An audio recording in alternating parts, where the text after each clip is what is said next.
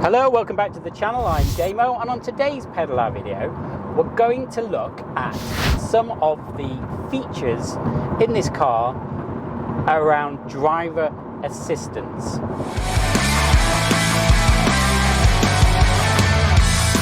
Okay, before we get started on this pedal out video, if you haven't done already, please subscribe to the channel. If you're interested in the Mercedes C350E, go and check out some of our other videos. There's more videos on this car, what it's like to own, some of the things that you can expect to go wrong, etc. So go and check those out.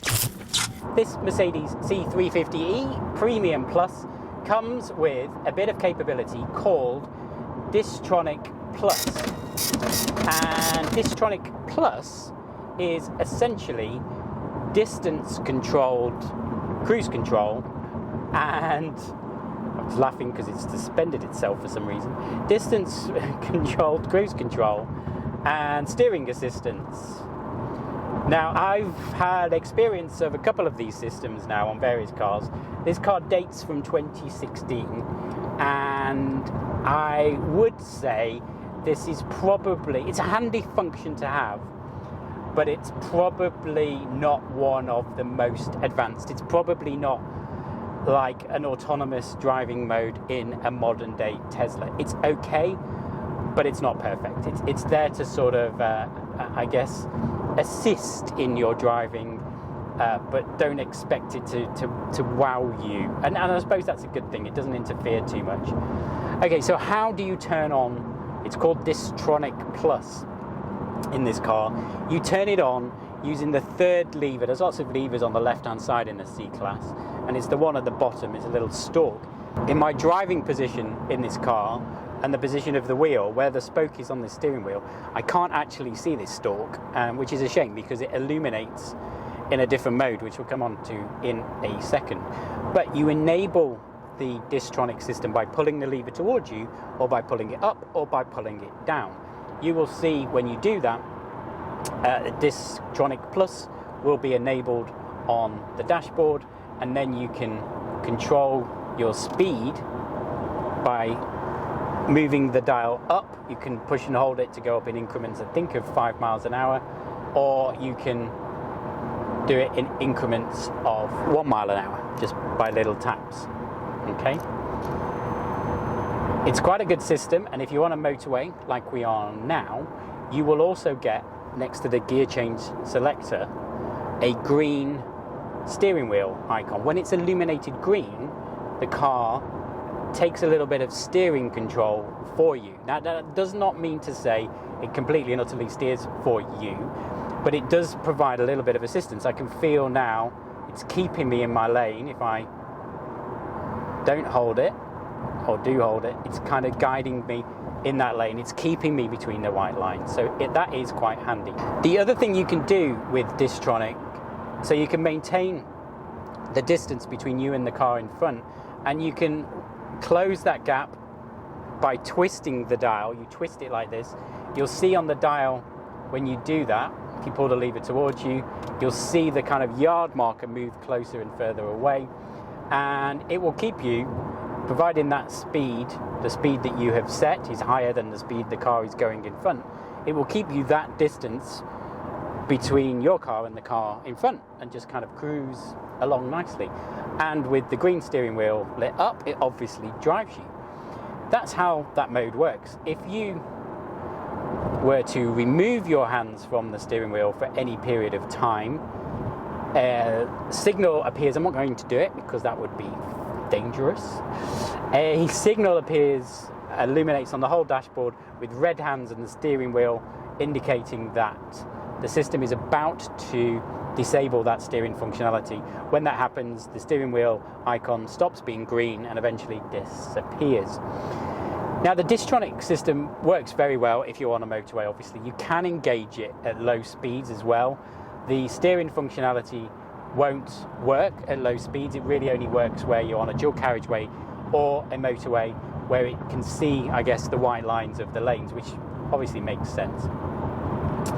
The other thing to bear in mind with the Distronic system is if you set it at like 80 miles an hour and you are going behind a vehicle that is traveling at 60 miles an hour and that vehicle moves out of the way, the car will accelerate up to 80 miles an hour. I don't condone this because 80 miles an hour is obviously over the speed limit, but it will accelerate up to 80 miles an hour toward the next car it kind of comes to, which is expected program type behavior, but it is a little bit disconcerting. So I recommend only using this mode maybe when it's quiet.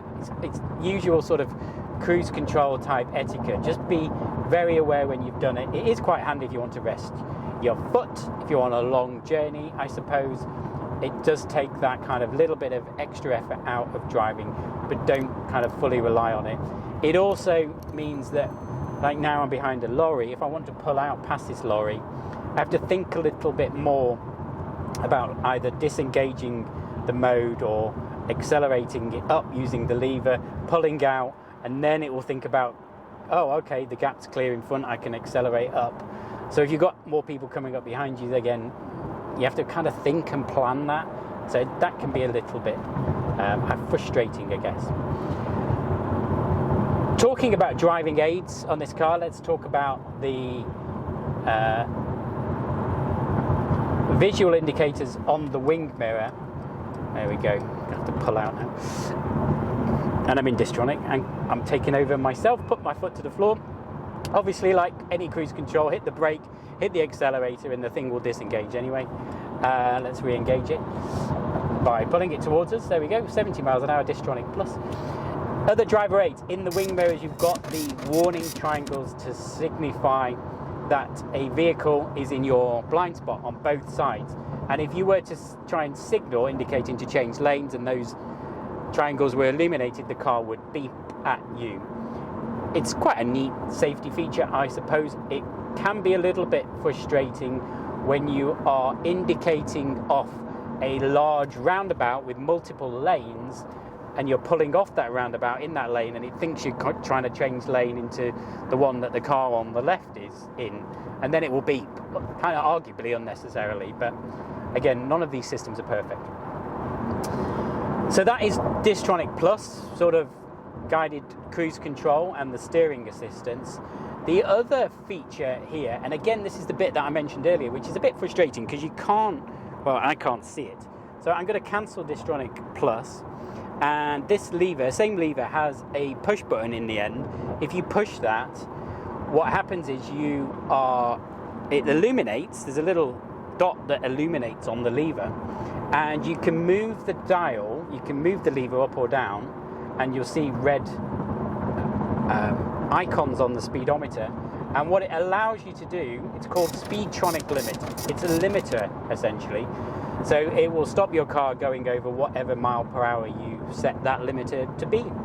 So if you're on the motorway, so I've just set it to 70, speed limit 70 on the motorway, that is quite a neat touch for making sure you don't go above the speed limit. Similarly, residential, maybe built up area, if you're worried about speeding and you don't really want to have to think about it, set the speed limit, whatever they call it. What do they call it? What did I say it was called? Speedtronic limit. Set the Speedtronic limit to 30 and you'll be away. Whilst you're using Speedtronic limit, you cannot use the cruise control capability or the steering assistance. It's kind of one function or the other.